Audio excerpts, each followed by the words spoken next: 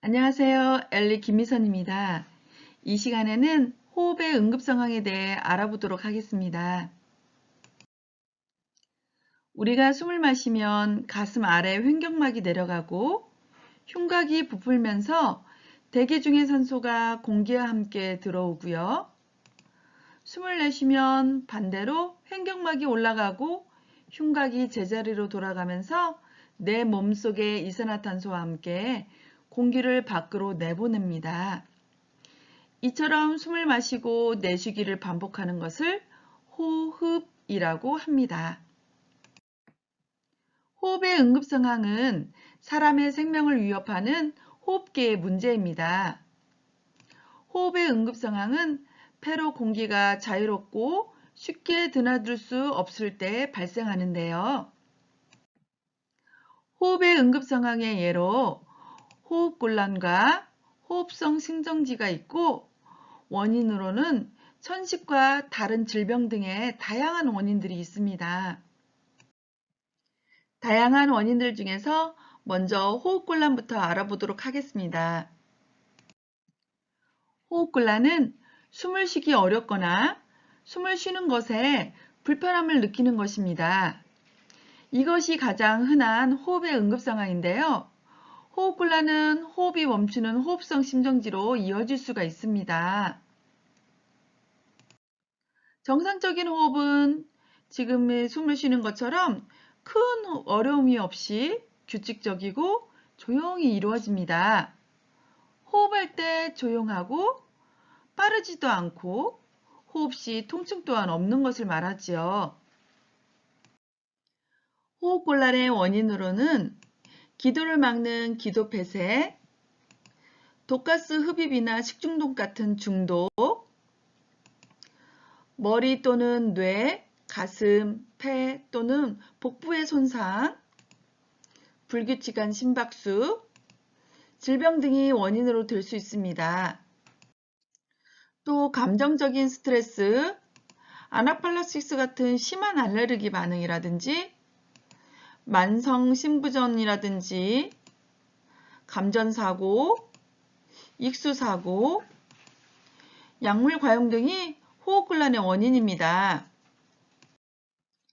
성인보다 소아와 영아에서 호흡기 감염이 더 흔하고요. 감기부터 급성 폐쇄성 후두염, 후두계염과 같은 호흡기 감염에 의한 호흡곤란 등이 있습니다.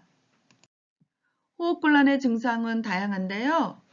먼저 축축하고 차가운 피부를 띈다거나 아주 느리거나 아니면 아주 빠른 호흡, 일반 피부색이 아닌 창백하거나 상기되거나 잿빛의 피부를 띱니다.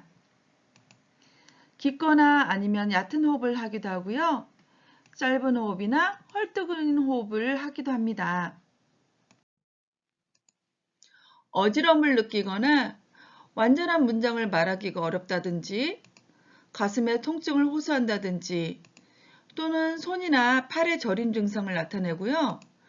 천명음이 들리거나 걸걸하고 높은 호흡음을 나타내기도 하고요. 불안한 느낌이라든지 호흡할 때 들리는 코 고는 소리 같은 것 또는 끙끙거리는 소리 등이 바로 호흡곤란의 증상입니다. 호흡곤란의 응급처치는 먼저 현장의 안전을 확인하고요. 환자에게 접근하여 환자의 의식을 확인합니다.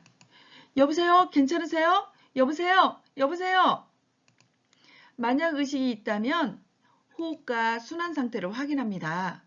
그런데 호흡이 너무 빠르거나 느리고 아니면 시끄럽거나 호흡 시 통증을 느끼거나 호흡이 없다면 즉시 119에 신고해야 합니다. 그런 다음 어떻게 해야 할까요? 구조대가 올 때까지 돌봐줘야겠지요?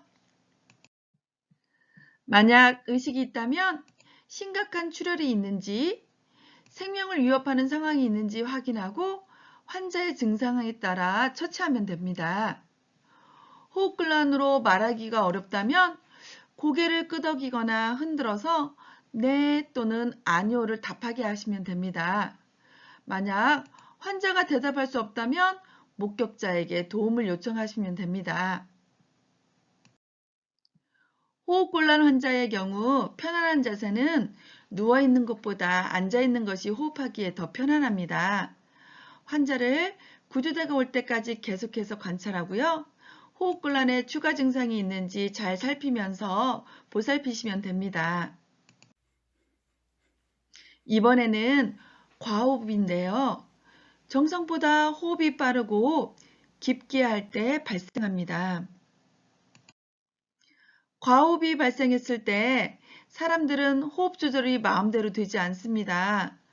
환자들은 어지럽거나 손가락이나 발가락 등이 저리고 떨린다고 말합니다. 두렵거나 불안하고 긴장의 결과로 과호흡이 발생하는데요.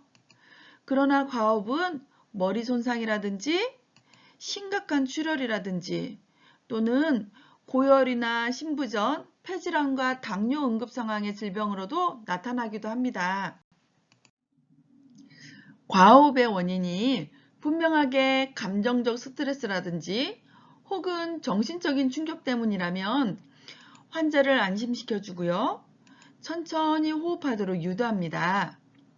그래도 안 되면 종이봉투를 사용하여 코와 입을 대고 자신이 내쉰 숨을 다시 들어 마시는 식으로 응급처치를 해줄 수 있습니다. 과호흡은 혈중 이산화탄소 농도가 떨어지면서 생기는 것이기 때문에 이렇게 산소 교환을 방해하면 증상이 호전되지요.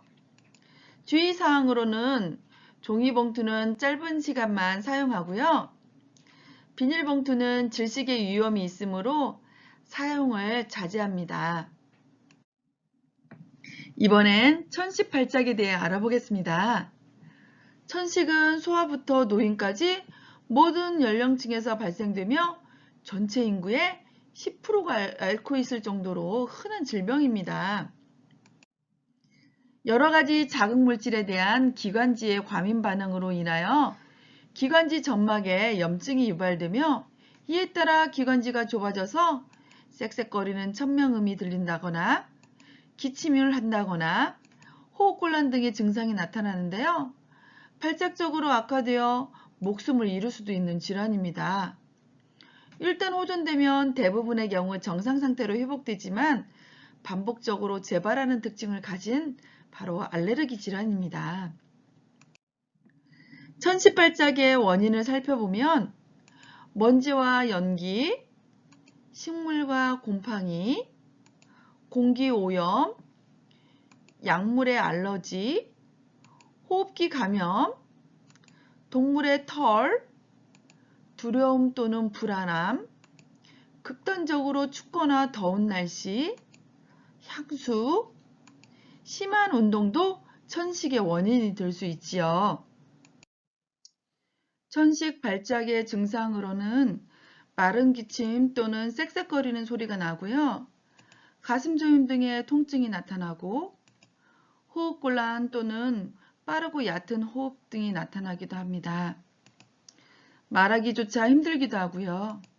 드물긴 하지만 식은땀, 진땀 등이 나기도 하고요.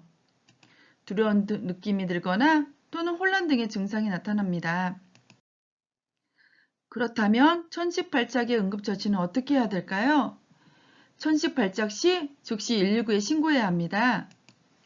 응급 상황을 대비해 환자는 처방받은 약물을 항상 소지하고 다니시는 게 좋고요. 만약 이런 일이 벌어진다면 당황하지 말고 침착하게 편안한 자세를 취해 주는데요. 눕히는 것보다는 앉히거나 벽에 기대게 하고 복과 배의 의복을 느슨하게 해줍니다. 만일 환자에게 처방받은 흡입기가 있다면 흡입할 수 있도록 도와주고요. 지금까지 호흡의 응급 상황에 대처하는 여러 방법에 대해 알아봤습니다.